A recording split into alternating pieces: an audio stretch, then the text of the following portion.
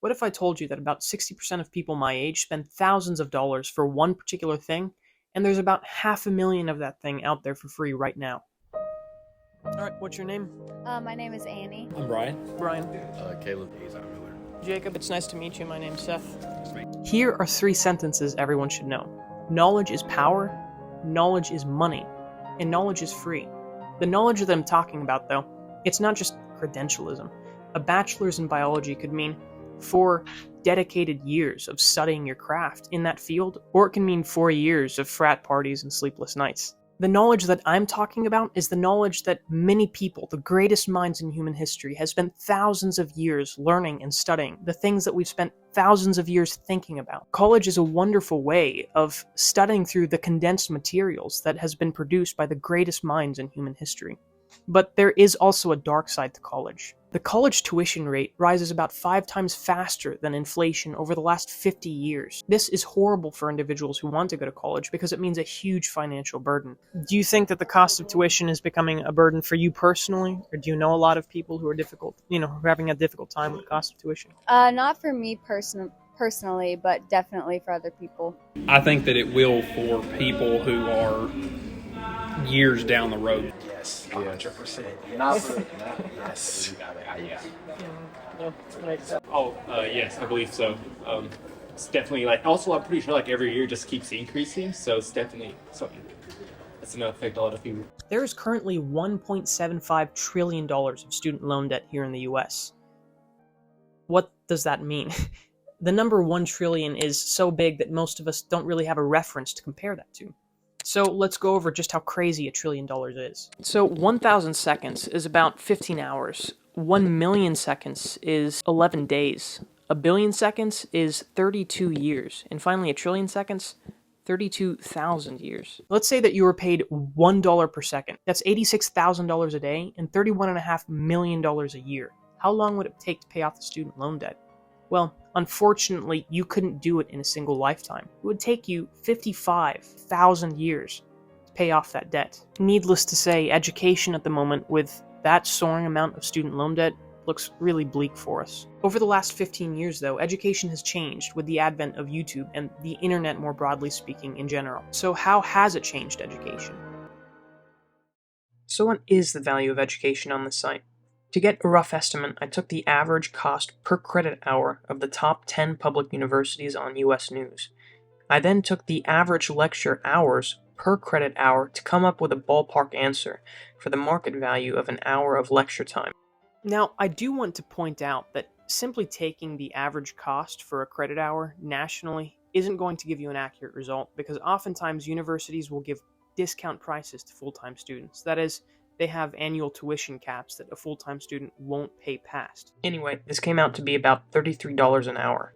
This is the value I used to price the content for the first 20 educational YouTube channels that came to mind. You can see the full list below. For each channel, I made a rough estimate for how long the average video is to find an estimate for how many hours the channel had, and voila. Now you have a super rough estimate for the market value of a YouTube channel in terms of its educational content. So what is the value of education on this site? We'll start with a really common educational channel that most people know about on YouTube, Crash Course. Crash Course came to have a value of about $8,400. That is entirely free, and Khan Academy is even crazier.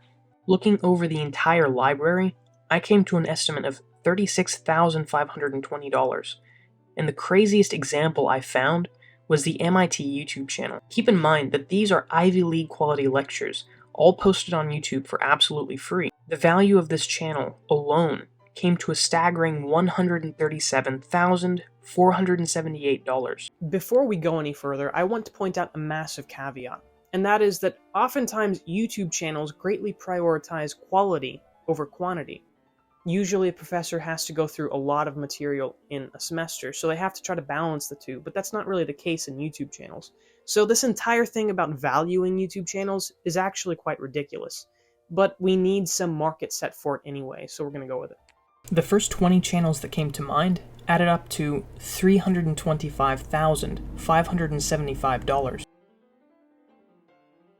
Now this is barely scratching the surface of the educational content on YouTube, and we're already approaching $500,000. Now, some might still have concerns over the quality of the explanations inside these videos, but I myself learned about a lot of these channels when my professors approached difficult topics that they didn't want to explain, so they just recommended us watch the videos instead. Have you ever watched, say, a Khan Academy or a Crash Course video in one of your classes?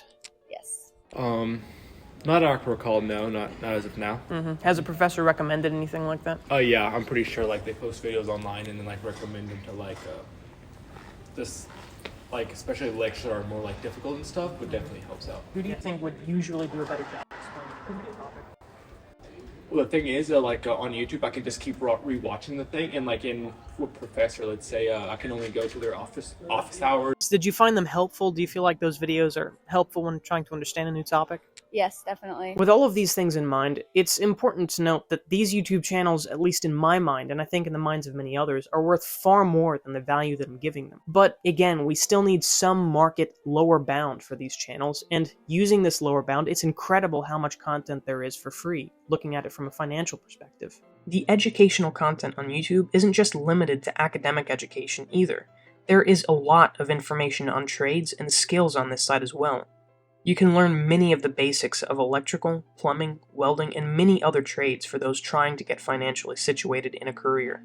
For those who are trying to start a new career in the trades or skills, it's not hard at all to take some time to educate yourself on some basic skills on YouTube, and then to turn around and leverage your education for a higher starting wage. I've done this personally in my life, and I've known plenty of other people who do. If maximizing the amount of money you're making at your work is kind of your goal, there are plenty of channels that address this particular question as well.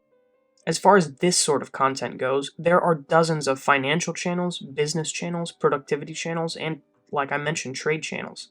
This means that for young, aspiring entrepreneurs, it is now easier than ever to familiarize yourself with the mindsets that have gotten many people to success. You just have to be willing to look for this content, learn from it, and most importantly, apply it to your life. By the way, educational opportunities aren't just limited to YouTube. They are on many different platforms. Examples are Audible, Skillshare, University of the People. There are plenty of opportunities for self-education if you're an individual willing to go down that path. And Nebula.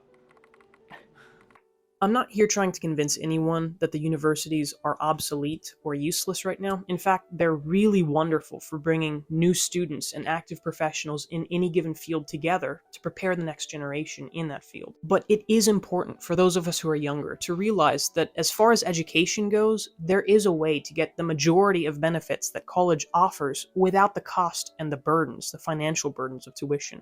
Lastly, I want to reiterate 3 sentences again.